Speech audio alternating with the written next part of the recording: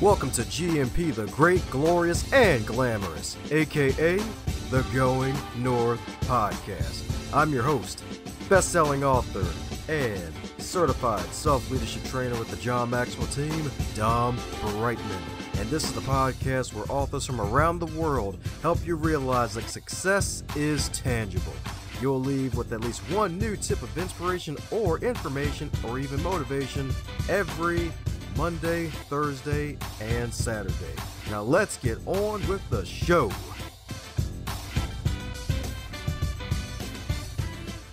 And today on the highlight reel builder for authors known as the Going North Podcast, we got another super special awesome human for you today. Heck, who am I kidding? We got some super special awesome humans for you today because of some tag team action, baby. That's right, some 2-on-1 handicap match action, baby.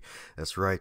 It's where two folks try to survive the lair of dad jokes, puns, to do some self-promotion and inspiration because we got one heck of a tag team guest for you today, folks, because a husband and wife, baby, a lovely couple, because we have a franchisor, a fellow podcaster, speaker, and life coach that helps people overcome adversity and live their dreams. And the beautiful thing is that they're both doing it. So let's give it up for the fabulous and lovely Travis Barnes and his lovely wife, Cyndy.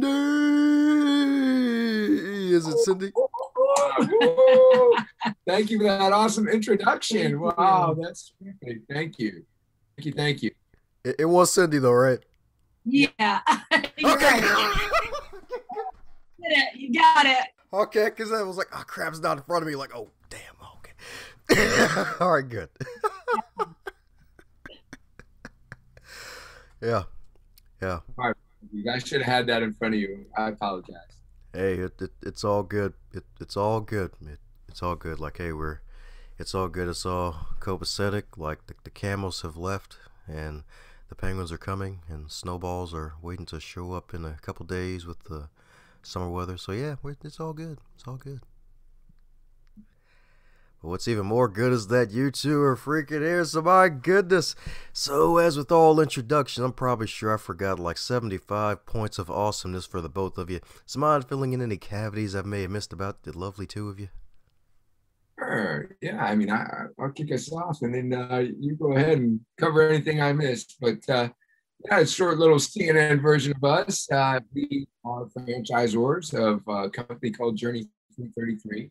We are podcasters, co-podcasters, co-owners of also the Overcomers podcast, which I'm wearing a sweatshirt today. And in addition to that, you know, it's our story that is in the book Journey Fitness. And that's really one of the things that's helping make us popular. That story is about overcoming adversity and living your dreams. For Cyndy and I, we had to overcome a decade of my incarceration in order for us to be where we are today. So that was a big thing. And I say we because while I was doing time on the inside, she was doing time on the outside. I'm one of the very small fractions of a percentage of people that could actually go to prison for a decade of their life and come home to still having a wife and being married and all that kind of thing. So definitely we have a story there. And we also have the book out, 52 Amazing Journeys, because we found that once we shared our story of overcoming, we had about 52 of our members that wanted to share too. So we wrote another story like that. So those are our books. That's our podcast. That's our business. That's a little bit about us. One of the remarkable things, I guess. With a capital R indeed, I bet. Yes. No, most definitely. Most definitely. Yeah. I can give you a little backstory on that if you'd like. Oh, sure. Go ahead. All right. Terrific. Well, it all began in Vegas. That's where all great stories start. They say what happens in Vegas stays in Vegas unless it is shipped home on Con Air. So Cyndy and I met in Vegas. The year was 1998. Out of all the gin joints in the world, I had to walk into hers.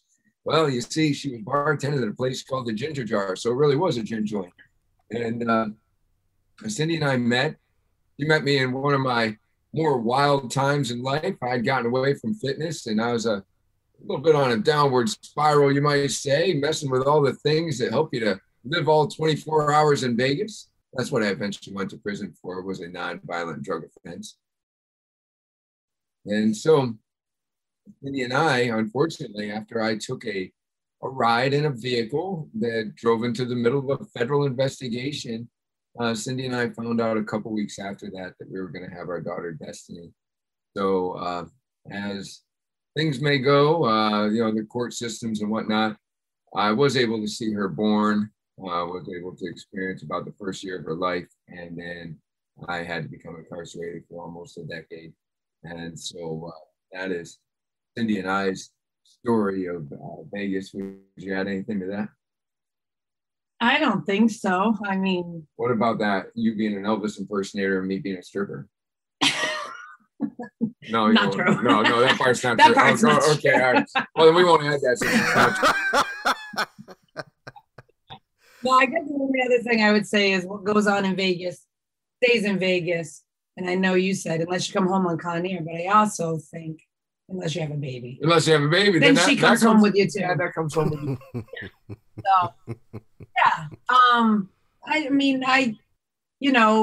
Obviously when Travis went in, it's a lengthy sentence.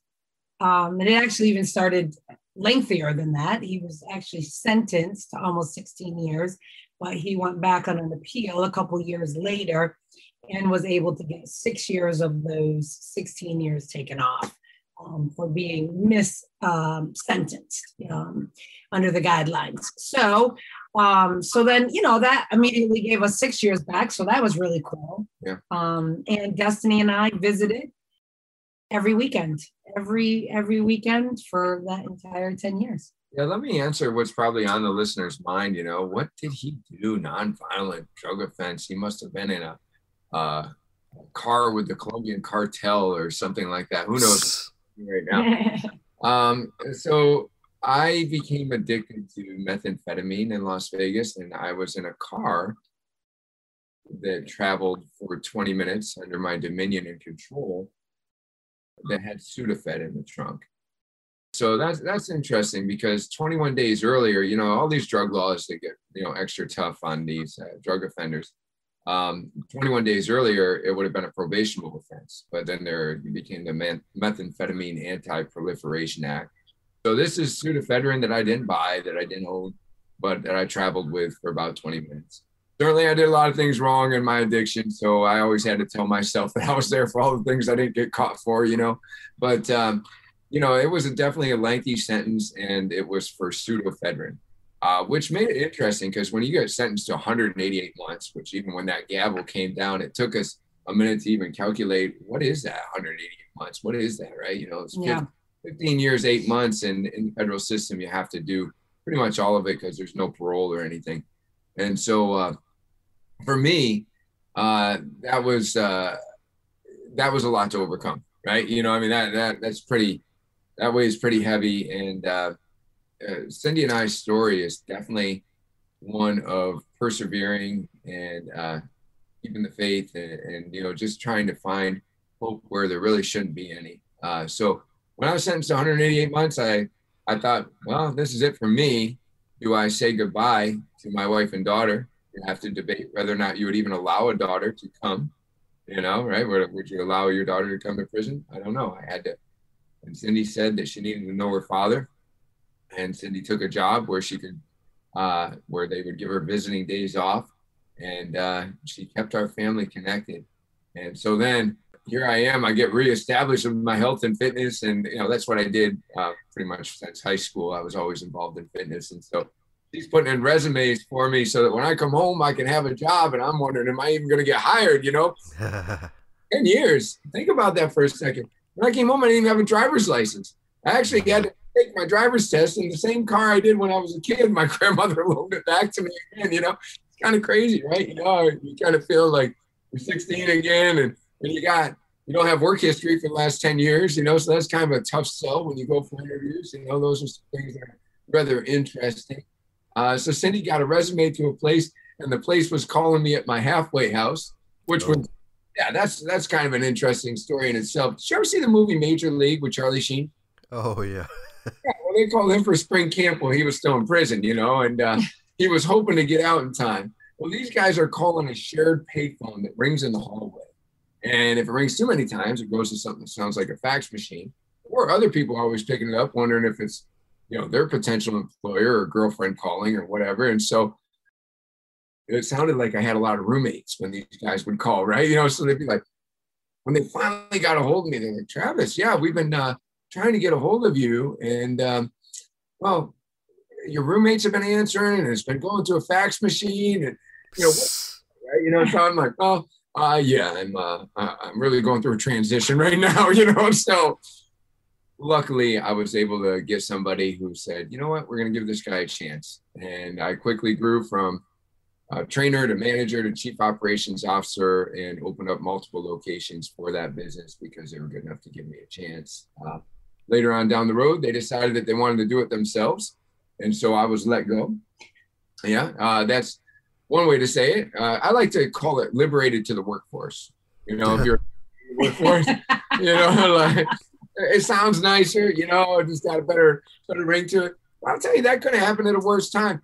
Even though we overcame a decade of incarceration, the challenges are never over, right? Here's what we have in common, Dom. Here's what you, Cyndy, myself, all the listeners, we all have in common. We all struggle. And if you're not struggling now, unfortunately, you're going to struggle again in the future. I'm not bearer of bad news, but this is how it works. When I came home and worked hard to get us a home of our own, which Cyndy had been lacking for a long time. Thankfully, she was able to stay with family. We didn't own that home. We hadn't even made a mortgage payment, and it was flooded to the second floor. Yeah, a tropical storm Lee comes through, makes our house a submarine. No insurance, right? We got people riding around that are, what do they call that when they condemn a house? Yeah, they were riding around with those slips, the different inspectors riding around, and I'm like, please don't put one of those on my house because I don't have any insurance. And so we're fixing it nights and weekends, and still living in a FEMA trailer when we were let go from, I was let go from my employment. She decided, because she was working there with me, she said, you're getting rid of my man, I'm going to. How you like that? That's good, right? Yeah. Ride or die, baby. That's right. Yeah. She said, oh, no, you'll never have this. You'll never have this. You're going to get rid of my man, and I'm going to stay here, So we left together. We became traveling trainers, and our story is one where what happened later on was, after we'd been traveling trainers several months, going to people's homes that still wanted to work out with us and training them and collecting our unemployment. I don't know what the spirituality is of the listeners on this show, but boy, we had something that was just wild happen to us. And it was like one of those God whispers, right? Just maybe one of those God yelling in your ear versus whispering. Man, my father was going to church with this Italian lady, Rosa Gianmichael. And she said, oh, your son's a trainer. I have a salon, and I got this space right next door where they can move in and they can have a gym. And Cyndy and I are like, why is my father calling us about a space when we're on an unemployment check, living in a FEMA trailer? Like, we don't have any means to do any sort of commercial business, And so my father being too persistent. Have you ever done something, Dom, where you just show up just so then that way you could appease somebody, you could make them happy, and then that way it'd be the end of it? Like, you weren't really. Yeah. I'll just go, whatever it is, I'll just, get this over with. And that's what we thought we'd do with Rosa. And we showed up, and that lady, here comes the spirituality. We show up, and she got all this church music playing in her salon. She got all these Bible quotes on her wall. I'm like, wow, is this a salon or is this a, church service? What's going on in here? And then we're touring the space, and we had a good script planned, didn't we? What were we going to tell her? What were we going to tell her, Cyndy? You remember? We were practicing the whole way up. We're like, this is how we'll be polite and respectful. This is what we'll say at the end of our little tour. Right. So we knew we were going to say, thank you so much, ma'am. You have a beautiful space.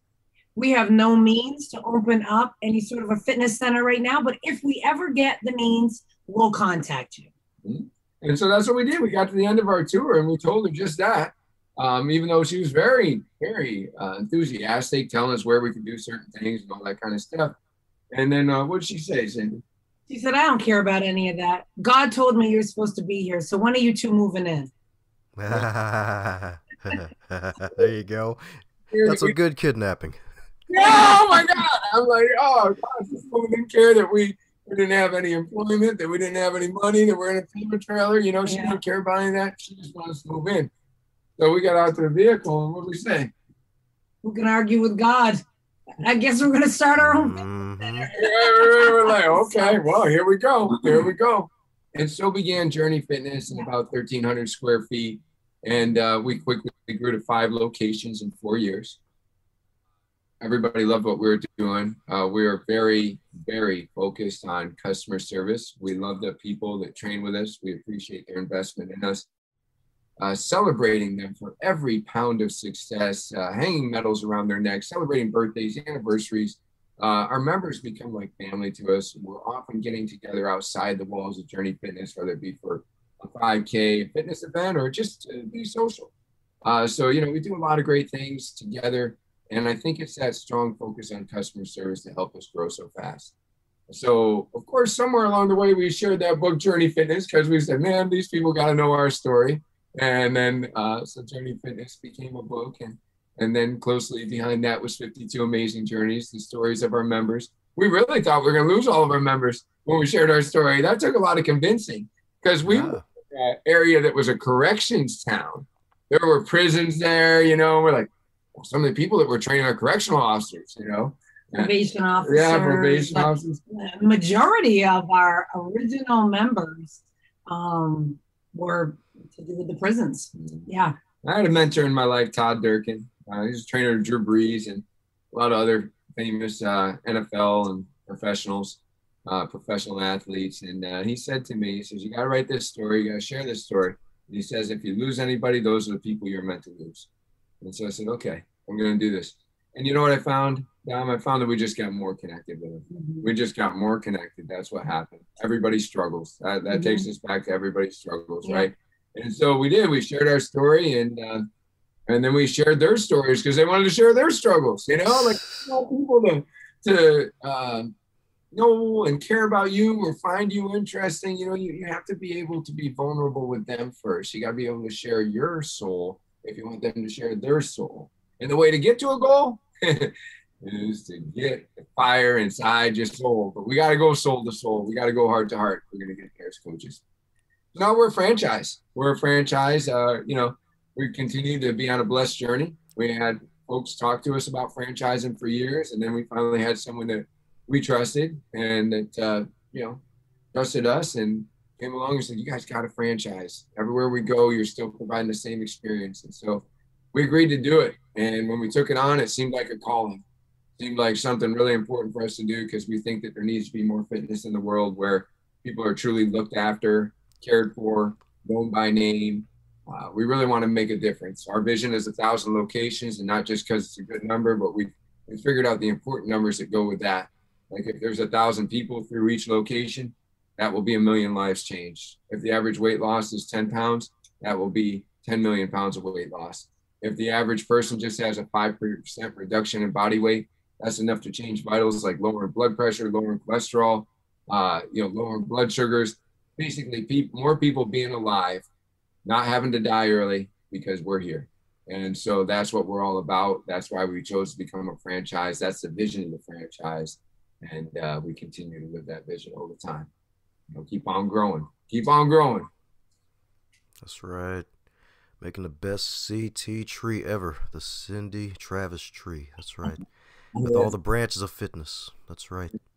That's right. That's what it's all about. Just keep on reaching out and caring for our folks. That's right. Might even have branches that reach Japan. Who knows? Right? Yeah. Hey, that'd be awesome. I'd love to go to Japan. That'd be fun. Oh, yeah. From your lips to God's ears. Let's go. Yes, indeed. Yes, indeed. So since you both have to make a run for it because of the magical penguins, we're coming down to the magical question that every guest gets to receive, and feel free to answer both at the same time if you want, and that is if you're to wake up tomorrow and you're 25 again, but this time in the current year of 2021 with all of your knowledge and experience, what advice would you give to yourself? Wow. Jeez. Me go first? Okay. If I woke up tomorrow and I was 25 and the year was this year, wow. Oh my goodness. What advice would I give to myself? That's a great question. Want me to go Oh, first? all right. You go first. All right. You already know your answer? Oh, sure. Of course you First do. one would be don't. That was about how old I was when I went to prison, you know. But no, more importantly, as I've gone on, it's live your authentic self. Do that thing to which makes you feel inspired, because that's when you're in spirit. And try to, as much as you possibly can, to get rid of your ego. You know, ego is that place where you are what other people think, you are what you have, you are what you accomplish, and somehow you're separate. And we're not separate. I liked how you introduced us as humans. In a world that's so divided, I am not part of any race other than the human race. So I appreciate that introduction, and I like to also recognize that the same spirit that lives in me also lives in you, and so that we aren't separate. We're just unique expressions, and the more that we can live our authentic self, the more that we can live that purpose at which we were created for. So that would have been my advice at a young age, because it took me a long time to get there. It took another 20 years. Over to you, Cyndy. Geez, I don't know.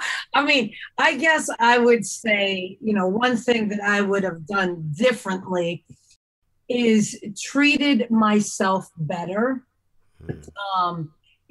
I was obviously a little reckless myself, and I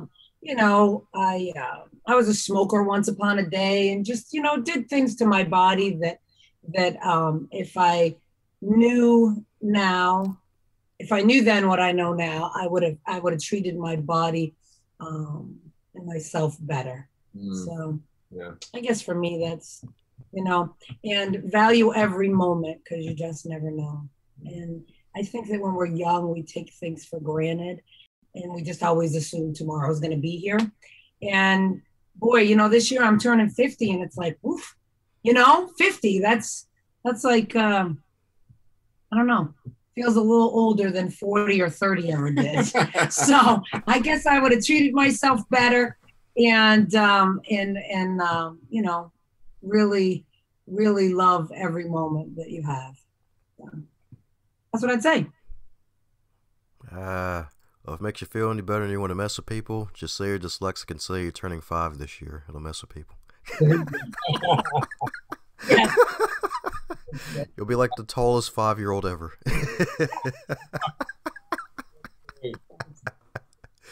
Yeah. Besides, 50 is the new 30 now, so you'll be fine. Don't worry. It is true. I think it is true. Yeah. That's right. Travis is still lucky. It don't matter.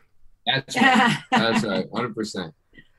Yes, indeed. Yes, indeed. So for those who want to embrace some of the magical, look through the power of overcoming and reading all the wonderful stories that you and your wonderful clients have had in their lives, what's the best way for folks to learn about your magical books and keep up with all that you're doing? Okay, well, yeah. So thank you for that opportunity. So as far as the books are available on Amazon.com. So that book that talks about us and our story is Journey Fitness. And the book that talks about our members is 52 Amazing Journeys. They could go to our website to learn more about our business. That's www.journeyfitness333.com. And then as far as we go, I would say probably the best one is travisbarnespeaks.com. You'll find all the social media sites there and some of the presentation clips and things such as that. True honor to be on this show today. Yeah, so thank you. Thank you so much, Tom, for having us on. We really appreciate it. It's great to host the both of you. It's always great to have a pleasant surprise when the husband and wife come on. Yes, indeed. Yes, indeed.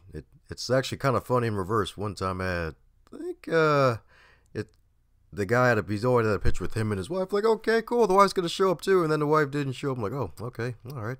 I didn't use many chocolate jokes back then, so I don't know what happened. But hey, it's all good. Got the power couple in the building, helping folks get those 8-pack abs in life, those 8-pack inspirational abs, and overcoming. That's right, dates. So there you have it, folks. Follow Travis and his lovely wife and keep up with all that they're doing, so that way you can learn more and keep in track and with wonderful folks know how to overcome and get those inspirational stories to help you realize that you too can embrace your inner greatness. So any parting words before we close up shop, folks? No, just an honor to be on this show today. Appreciate it. Go North, everyone. To solidify your status as a champion, be sure to subscribe to this podcast, leave a great 5-star review on iTunes, and share with someone that you care about and that would enjoy this content too. Keep being a fabulous, super special, awesome human for making it this far, and I hope you enjoy the next episode just as much.